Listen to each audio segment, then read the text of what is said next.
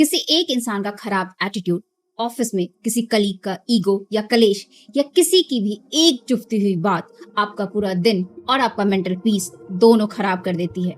हम में से ज्यादातर लोग इस सिचुएशन का सामना लगभग रोज करते हैं। जब हमें किसी पर गुस्सा आता है तो उसका रिएक्शन हमारे शरीर में केवल 90 सेकंड तक रहता है। Don't take it personally. एकदम कंपोज्ड होकर न्यूट्रल रिस्पॉन्स दीजिए तो सामने वाले का पूरा ड्रामा वही डिफ्यूज हो जाता है। Accept human diversity. जो इंसान आपको गुस्सा दिला सकता है, आपकी इमोशनल चाबी उसी के पास है। कैसे किसी एक इंसान का खराब एटीट्यूड, ऑफिस में किसी कलीग का ईगो या कलेश या किसी की भी एक चुभती हुई बात आपका पूरा दिन और आपका मेंटल पीस दोनों खराब कर देती है। हम में से ज्यादातर लोग इस सिचुएशन का सामना लगभग रोज करते हैं और हमें लगता है परेशानी सामने वाले के बिहेवियर में है। साइकोलॉजी कहती है आप दुनिया के बिहेवियर को कंट्रोल नहीं कर सकते, लेकिन उस पर रिएक्ट कैसे करना है ये 100% आपके कंट्रोल में है। अगर आप भी लोगों की बातों से आसानी से ट्रिगर हो जाते हैं तो आज हम यहाँ पे 4 ऐसे प्रैक्टिकल साइकोलॉजिकल स्ट्रेटजीज समझेंगे जो आपको इमोशनली स्ट्रॉन्ग और काम रहने में मदद करेगी। पहला रूल, द 90 सेकेंड रूल।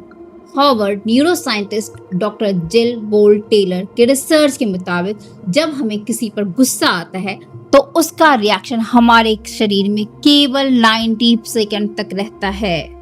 उसके बाद भी अगर हमें गुस्सा आ रहा है तो वो उस इंसान की वजह से नहीं बल्कि हमारे खुद के थॉट्स और ओवर थिंकिंग की वजह से है।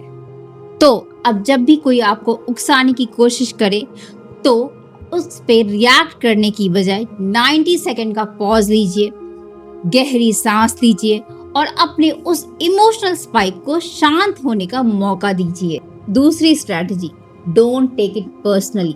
जब भी कोई हमारे साथ रूड होता है तो हम तुरंत मेन कैरेक्टर सिंड्रोम में आ जाते हैं। उसने मुझे ऐसे कैसे बोला, उसकी हिम्मत कैसे हुई।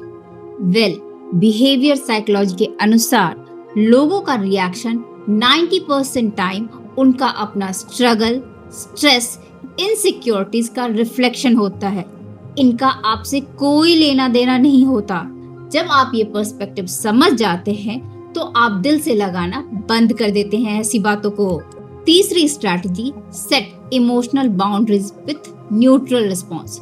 जब कोई आपसे जानबूझकर अननेसेसरी बहस करना चाहे या ड्रामा शुरू करे तो उन्हें वो रिएक्शन मत दीजिए जिसे वो एक्सपेक्ट कर रहे हैं।